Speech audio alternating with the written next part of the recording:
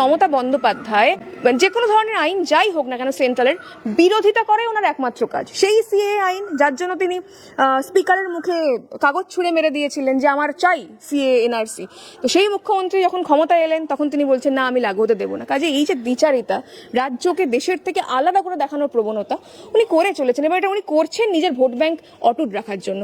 সেটাই তো বলছি, মানে যারা খেপিয়ে দিচ্ছেন গরিব মুসলিমদের, বিশ্বাস করুন এই ওয়াকফের সঙ্গে তাদের কোনো সম্পর্ক নেই।